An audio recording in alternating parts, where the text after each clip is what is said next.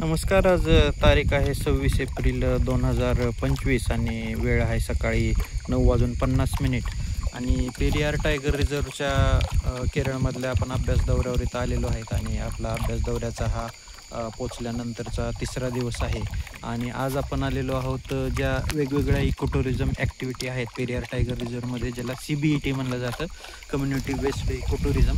तर हे इडापालयम section office outpost आहे आणि इथं आपण बांबू राफ्टिंग नावाची ॲक्टिव्हिटी करत आहोत. हे 2 जण आपले बांबूची राफ्ट वल्लवत आहेत. तर ह्या वेगवेगळ्या प्रोग्रामपैकी हा हाफ डे प्रोग्राम आहे, ज्याच्यामध्ये साधारण 1-5.5 किलोमीटरची वॉकिंग असते जंगलातून. निलगिरी वेस्टर्न घाटचा जो पॅच आहे त्याच्यामुळं अतिशय सुंदर असं जंगल बघत बघत आपण सकाळी 7:30ला निघतो.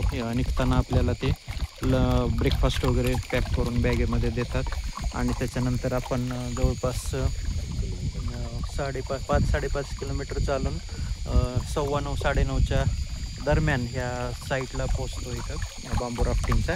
आणि त्याच्यानंतर साधारण 1 तास बांबू राफ्टिंग केली जाते आणि जाताना थोड्याशा वेगळ्या रस्त्याने परत चालत रिटर्न नेलं जातं.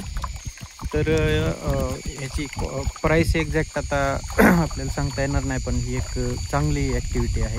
पेरियारमध्ये फक्त बोटिंग करण्यापेक्षा त्या बोटिंगपेक्षा ही ॲक्टिव्हिटी कधी पण चांगली आहे असं मी स्वतः तरी रेफर करेन. आणि ही बांबूची राफ्ट जर तुम्ही बघितली तर आपण जिथं थांबलो आहे तिथं अशाच प्रकारचे जाड बांबू आहेत, जे महाराष्ट्रात सहसा दिसत नाहीत. हे बालकुवा प्रजातीचे बांबू आहेत, बांबूचा बालकुवा.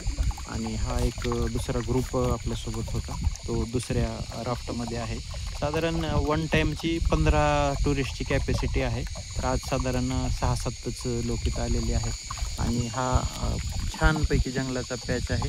आणि एक वेगळा अनुभव म्हणून ही ॲक्टिव्हिटी मी तर रेकमेंड करीन, जर तुम्ही थेक्काडी या बाजूला आलात पेरियार टायगर रिझर्वच्या तिथे तर. Anirudh Dhage, Periyar tiger reserve, Kerala.